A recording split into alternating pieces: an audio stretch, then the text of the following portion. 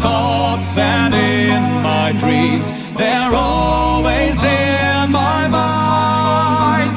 These songs of hobbits, dwarves and men, and elves, come close your eyes. You can see them too. One of the things I really hate about Dungeons and Dragons is the complete demystification of dragons, because they're not scary anymore. Not really. I've seen so many games where fighting dragons is almost routine. It's kind of crazy that way, because dragons should be fucking scary. You know, they should be the kind of guys who you do not want to fuck with, because they're super intelligent, they're super strong, they got fucking breath weapons. And so oftentimes at low levels, they're like, you know, DMs will be like, oh, man, there's so many cool dragons, but the party is like second level. They can't ever fight a dragon. So you know what? They find a juvenile red dragon, which is like a large mon. Well, what the fuck is a juvenile red dragon just doing out, hanging out in some field, you know, or some cave? There's got to be a mama dragon somewhere, and of course they never run into that. So they kill the dragon. The party feels like they're fucking badass. You know, story's over, story's boring. Dragons should not be bitches. And here's what happens is DMs don't plan encounters like these guys are fighting on home turf. And oftentimes when you're fighting dragons, you are fighting on home turf. These guys are ready for this shit. They're used to these fucking monkeys coming in their cave and trying to take pokes at them. You know, they're not stupid. They can cast spells. So if they just try to walk in the fucking cave, the very least they could do, and will do, is cast an alarm spell on the cave entrance or wherever they're doing. You know, they'll cast illusions and stuff like that. And it's so much more than that. So if you're facing a dragon, it's going to be an adult. And if it's going to be a young dragon, there better be an older dragon right around the corner. And here's the thing. If there's any kind of dragon that's like even young adult or higher in age, they will fucking end you. And here's why. When you're thinking about how a dragon would fight, here's how a dragon fights. They never fight in their own cave. If they're in their cave, they will leave. Because at some point they got to get out. The party has to get out of there. And guess who's waiting for them on the outside? Dragons can fucking teleport. A dragon will fucking run. Because they don't want to be stuck in their cave where they can't fly. Where they'll melt all their shit. You know, they'll fight just to get out. But they'll take a few attacks of opportunity just to get out the fucking cave. You know, whatever. Or if they have spells, they'll fucking teleport. Or they'll cast illusions. You know, mirror images themselves. They'll get out the cave. But oftentimes, if the dragon is at all smart and knows someone's coming after it, or there's adventurers, if they encounter a dragon outside, if you encounter a dragon outside, game over. Game fucking over. The party should run in terror. It ain't like fucking Skyrim, okay, where like you can take dragons out like it's fucking routine, okay? That's not going to happen. For some reason, why the hell does the dragon ever land? Why would it do that? None of the party can reach them when they're in the sky. Like, there's a there's a fucking half-giant with a great sword the size of fucking Cloud's Buster sword. Why would the dragon ever get in range of that? They wouldn't. You know, unless there was no other choice, they would not get on the fucking ground to get into melee combat with 6 dudes who are fucking badass. Wouldn't happen. So here's what dragons do. They fucking breath weapon you as they fly around in the air. They're assholes that way. I TPK'd an entire group of dudes. I pissed them the fuck off because they're like, you encounter, these guys were like 9th, 10th level. They were pretty high. And so they heard this rumor there was a dragon running around, and so like, we're going to fight this fucking dragon. Think of the treasure we'll get. They go out into a field, and I say, yeah, you see some kind of shadow pass over the sun, and yeah, you sure enough, you look up there, you see that dragon up there. And so they're like, we're going to get this guy. And so the dragon sees them, it circles down, and they're like, we all ready our weapons. And the cleric starts casting buffs, and the wizard starts casting buffs. You know, he's got like cat's grace and bull strength, and you know, he's casting bull strength on everybody. The rune caster's doing his buffs, the bard's singing his fucking song. And the first thing that happens is I go, dragon circles around at 100 feet in the air and breath weapons the shit out of you. And they're like, well, we were expecting that. So, you know, the ranger shoots his bow, hits the dragon, does a whole 6 damage. The dragon circles around. You know, it takes X amount of rounds. Not long, actually. Far less time in 4th edition than it ever did in previous games. I think I forget. Actually, I can check. Hang on. Let's see. Dragon. Dragons were badass in AD&D, by the way. You did not want to fuck with dragon. Let's see. Let's do what's a common one? Usually, actually, Emerald Dragon. That sounds cool. Let's just do White Dragon. Usually, White Dragons are considered the stupidest and kind of easiest ones to take. So, let's see. Breath Weapon. White Dragon's breath weapon is a cone of frost 70 foot long, 5 foot wide at the dragon's mouth, and 25 foot wide at the base. They're immune to cold. How often do they get their breath weapon back? I don't know. Let's see. Come on, where is it? I don't know, but it takes a certain amount of rounds for them to get it back. It should say. Maybe it's common to all dragons how often they get their breath weapon back. But, yeah. I don't know. I'm too busy to look it up. But they get their breath weapons back every few rounds. Sometimes not even that. In 4th edition, I think they recharge their breath weapons on like a 1 out of 6 or even like a 2 out of 6 chance. So like, you know, the dragon, as soon as it's blowing its breath weapon, will either keep circling around in the air or just cast spells, because oftentimes dragons can cast spells and really fucking piss people off. So what they'll do is they'll be like, okay, my breath weapon has a range of 60 feet. I stay at a range of 60 feet, and I fly circles. And whenever I get my breath weapon back, I nuke the fuckers. They have no answer to that. I guarantee you they don't, because they're so not used to fighting a dragon like that. They're so used to the dragon hitting the floor, doing its tail whip, doing 2 claws, and then the fighter does his thing, and the ranger does his thing, and the wizard throws his thing, and whatever, you know, like all of a sudden everyone's closing into melee combat, they flank it, they fuck it up, the thief's doing his backstab thing, dragon's taking an insane amount of damage, and it just does that till it dies. No, dragons aren't fucking stupid like that. Just, it's so simple. Dragons are insanely intelligent. They're not going to get in the melee. Circle around 60 feet, breath weapon the shit out of them. Doesn't matter if they hide. Let's say they hide in the fucking tree line. Who gives a shit? He'll burn the fucking forest down. Let's say they head back to town.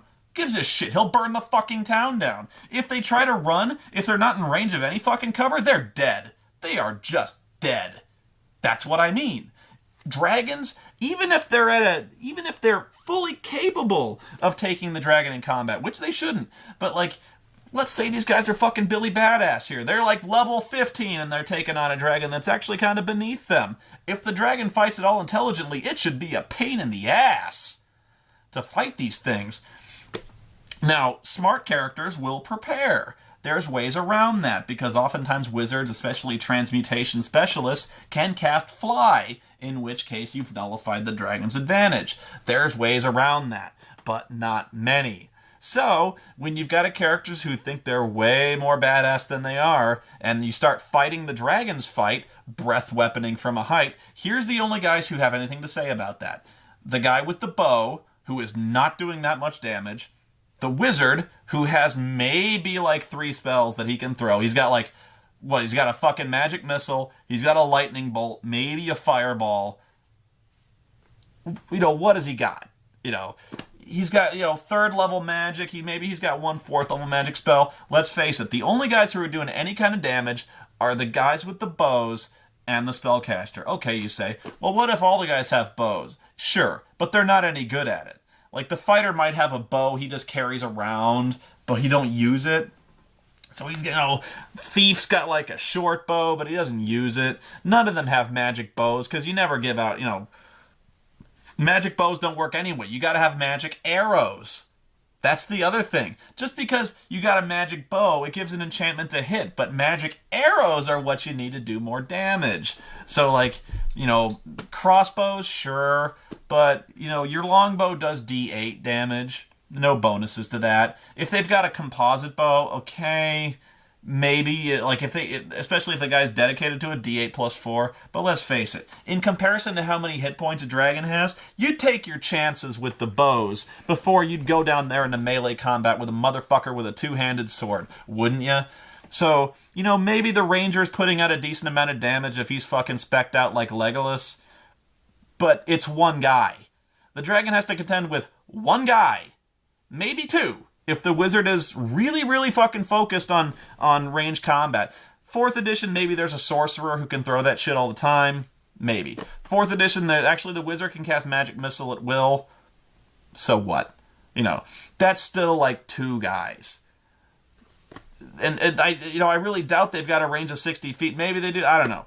Maybe in 4th edition a little easier, but not in this game. Not in Hackmaster. Definitely not in 3rd edition D&D.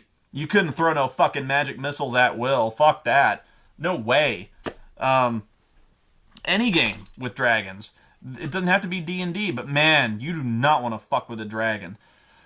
Shadowrun. Seriously, you didn't... If you were up against... dragons were like extinction level events in Shadowrun. That's not even a good example, but yeah, never fuck with a dragon in that game. But yeah... And even let's say that, you know, the ranger is fucking badass. Let's say you got the wizard who's throwing magic missiles every round, and for some reason that's really annoying to the dragon. Guess who he hits with the breath weapon first? In his 25-foot footprint of the breath weapon, he's gonna nuke the fucker with a bow. All of a sudden, 2 breath weapons later, the ranger ain't so big of a problem anymore. I guarantee you that wizard ain't gonna be a problem after 2 breath weapons. He don't got shit for hit points. So, all of a sudden, you've got these guys completely on their heels. You've got the cleric dumping healing spells on the fucking wizard because he's gonna drop any second. He's dropping every fucking round. He's getting fucking ice stormed. The dragon, when he's not breath weaponing, is dropping fucking lightning bolts left and right. He's throwing, even if he's not, you don't have that. He's got magic missiles he can throw. You know, all this shit that dragons can do, they're fucked. They are just fucked. They should be fucked. Never get into melee combat if you're the DM and you got a dragon. Never do that. Even young dragons got breath weapons. You know, even the stupid dragons. Like if there's a adolescent dragon or something like that, and it's like, dude, don't fuck with the dragons. I can't even stress that enough. Dragon should be the culmination of a campaign. Like there should be so much preparation to take a dragon down, to get it to where it can't escape. Like the best place to fight a dragon is in its cave, because they can't fly, they can't get their wings out. You know, even if the cave is really big, they're not going to go anywhere. They need so much room to get up in the air and fly. They can't get out of range that way. And you know, trust me, getting into melee with a dragon is bad enough, but it sure as hell beats not being able to fight it 60 feet in the air. You know, and if they didn't prepare for it with like fly spells or some kind of special ranged combat, they got nothing. And I tell you, they're in deep shit. Because, like I said, if you piss that dragon off sufficiently, and I guarantee you that ranger's going to do it, that dragon will just keep flying in the air. It'll chase him. It don't care. It's got nothing else to do. It doesn't want to... It's fucking insulted. Insulted that these little monkey motherfuckers down there actually think they have a shot at this guy. Because he's not an idiot. He'll burn the village down. Show these guys what it means to fuck with a red dragon. Right? Do that. If you want to teach your party humility, that's how you do it. Because they'll be blown away. They'll be like, what a pussy is that? And be like, they're not pussies. They're just not, they're smart enough not to get in range of Conan here. And they'll be like, yeah, that's a good point. I know, right? Well, too bad you're fucking dead now. So, yeah, that was one of the few moments where I have gotten wrathful on a party.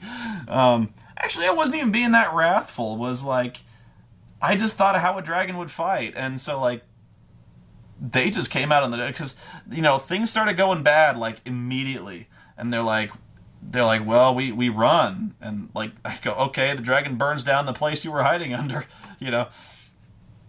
You know, it's targeting the only guys who can shoot back at you, because it can tell. You know, it's the guy with the bow, it's the guy with the magic wand. Too bad. You know, and that's not there. I guess there's no good way out of this story. I don't know what you do. You know, don't fight the dragon. And that sounds stupid, but, you know, we were kind of conditioned that way. You know, players are kind of like, well, it's Dungeons and Dragons. If there's a dragon, we should go kill it. Sure. Easier said than, way fucking easier said than done. You know, yeah, dragons, they're completely, they're probably still badass, but you gotta know how to play them right. And that advice goes for any monster. Be aware.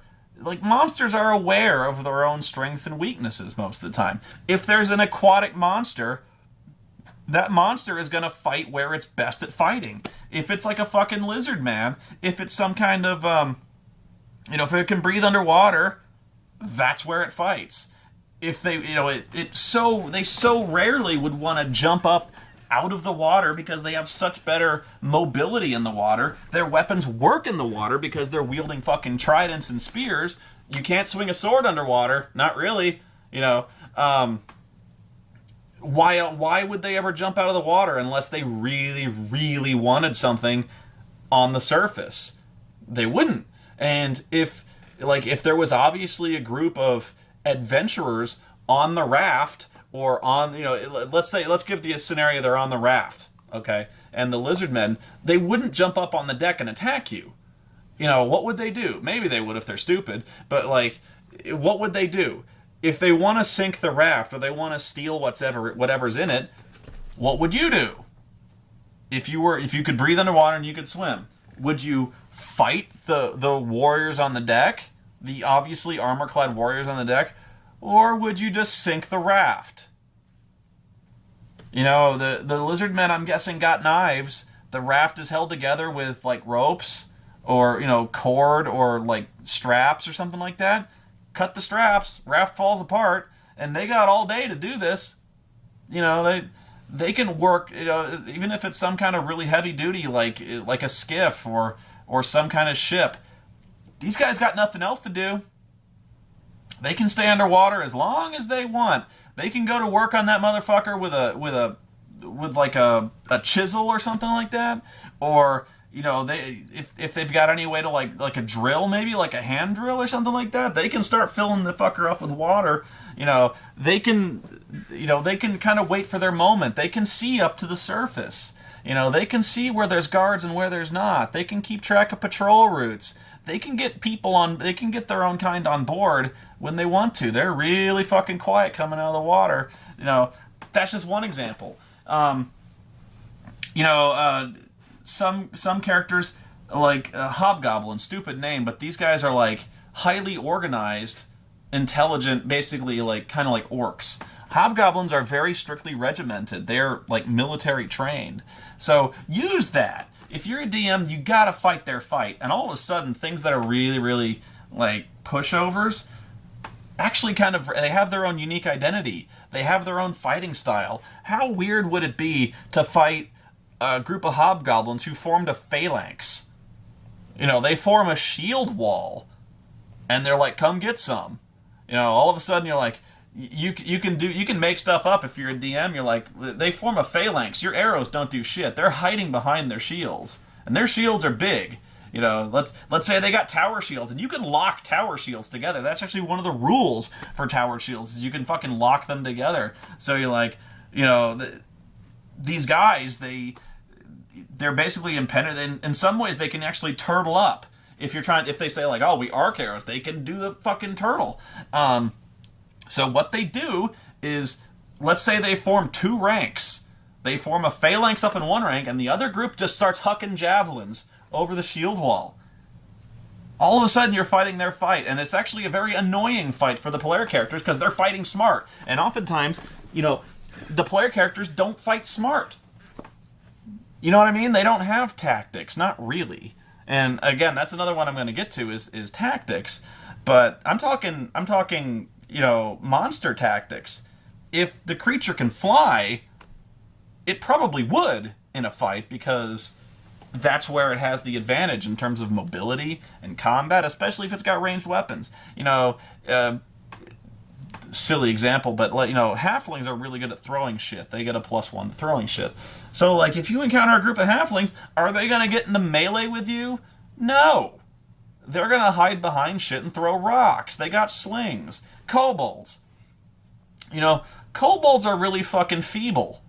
They're not, I mean, they're usually pretty stupid, but let's say there's a really smart kobold who organizes them. What would a kobold do? Be like, well, you guys can't really use spears, and you can't really, like, if you use a sword, that's not going to really hurt the human. Your sword, they actually probably have penalties to strength. At best, they've got, like, D4 to D6 damage. Well, here's what kobolds might do, is they might steal some crossbows. Because all of a sudden crossbows are dealing like 1d6 to 1d8 damage, and that's not small change when it comes to player characters at low level, the kind of guys who'd be fighting kobolds. They might start stealing like alchemist fire. They might like tanglefoot bags, stuff that they might try to throw nets at people. They might set up traps, even really simple rudimentary traps, like pitfalls or stuff like that. They would fight their own game. I don't think, not necessarily, they wouldn't go leaping wizards on you, where they just leap out of undergrowth and charge. I mean, some might. If they're not organized, yeah, they might. But if they're at all organized, if there's any kind of intelligence behind this group of kobolds, yeah, they'll fight smart. Another thing to remember is morale. Kobolds, not being very smart, are kind of innately cowardly. So the minute that, let's say, they finally close distance with the guys with crossbows, they'll probably run, because they're like, fuck this shit. There's a guy with a great sword over there. We're not gonna melee with this dude, so they'll run. And in fact, I think in 4th edition they actually have goblins and stuff like that have this ability to kind of shift. Like, they have this thing where they're in mass groups, they can kind of shift around, which speaks to their mobility and kind of cowardly nature. I'm trying to think of good examples otherwise if you're fighting any kind of soldiers, any kind of strictly regimented soldiers, or barbarians, or knights, or something like that, even like Black Knights or something like that, any kind of guys who might be the kind of standard fighters. If you meet them out in the field or on a road or in a camp or something like that, and the alarm gets raised, they might get on their horses. So all of a sudden a dude fighting from horseback, if he knows at all what he's doing, is a much bigger threat than a guy who don't know what he's doing, especially if they're riding a war horse. Because a war horse fights on its own. It can rear up and fight with its hooves. It can even bite.